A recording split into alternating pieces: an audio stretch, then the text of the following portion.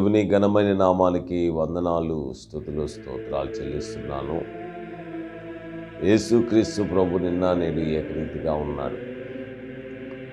దైవిక స్వస్థత గురించి మాట్లాడేటప్పటికీ నాకు అనారోగ్యం వచ్చింది. గత 2 రోజులుగా నాకు అనారోగ్యంగా ఉన్నాను. దేవుడి సన్నిధిలో నేను ప్రార్థన చేస్తూ ఉన్నాను. ఎన్నో డౌట్లు వస్తూ ఉంటాయి కదండి. అనారోగ్యం వచ్చేసరికి ఏం జరుగుతుందని ఒక భయం, దిగులు, ఆలోచనలు ఎవరికైనా సామాన్యంగా వచ్చే ఆలోచనలు. కానీ దేవుని సన్నిధిలో మొరపెట్టిన వెంటనే దేవుడు సమాధానం ఇచ్చాడు. సాధారణంగా కలిగే శోధన తప్ప ఏది నీకు సంభవించలేదు, దేవుడు నమ్మదగిన వాడు అని. ఎమ్మటే ప్రార్థన చేయగానే ఎప్పుడైతే పరిశుద్ధాత్మ దేవుడు ఆ స్వరాన్ని నాకు వినిపింపజేశాడో నాకున్న డిస్టర్బెన్స్ తొలగిపోయింది. దైవిక స్వస్థత గురించి మీరు ఆలోచన కలిగి ఉన్నారు. కొన్ని నెలలు ఈ సీరియల్ ఇది ఇలా కొనసాగుతూ ఉంటుంది. ప్రతిరోజు తప్పక వీక్షించండి. ఒక వ్యక్తి జీవితంలో దేవునికి నమ్మకస్తుడిగా ఉన్నాడు. కొంతకాలం బాగా వర్ధిల్లాడు. తర్వాత ఆయనలో కొంచెం గర్వం పెరిగిపోయింది. గర్వం ఎప్పుడైతే వచ్చిందో ఆయన పాదములో జబ్బు పెట్టినాడు దేవుడు. ఆ 16వ అధ్యాయము వృత్తాంతాల 2వ గ్రంథం చదివితే మనకు తెలిసినటువంటి విషయమే. ప్రియమైన దేవుని బిడ్డలారా, 16వ అధ్యాయము 12వ వచనం. ఆస తన ఏలుబడి యందు 39వ సంవత్సరమున పాదములలో జబ్బు పుట్టి తను బహుబాధపడినను దాని విషయంలో అతడు యెహోవా యొద్ద విచారణ చేయక వైద్యులను పట్టుకొనెను అని రాయబడింది.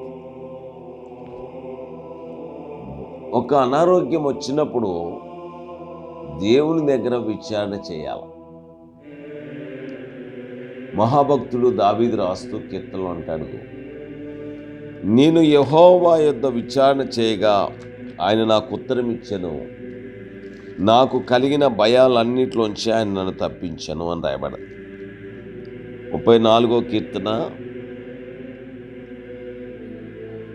4వ వచనం. నేను యెహోవా యొద్ద విచారణ చేయగా ఆయన నాకు ఉత్తరం ఇచ్చెను, నాకు కలిగిన భయములన్నిటిలో నుండి ఆయన నన్ను తప్పించాను. ఆస దేవునికి నమ్మకస్తుడు. ఒకప్పుడు బాగా వర్ధిల్లాడు. వర్ధిల్లే వాడి జీవితంలో గర్వం పెరిగిపోయి యాజకుల మీద తిరుగుబాటు చేయటము, రకరకాల వాళ్ళ మీద తిరుగుబాటు చేసే స్వభావం. ఎందుకు అన్నీ నేనే చేసేస్తా, నా వల్లే అన్నీ జరుగుతున్నాయి అని ఒక ఫీలింగ్. కానీ దేవుడు ఏం చేశాడు? తన పాదములో ఒక జబ్బు పెట్టాడు. దేవుని దగ్గర విచారణ చేసుంటే దేవుడు క్షమించేవాడు.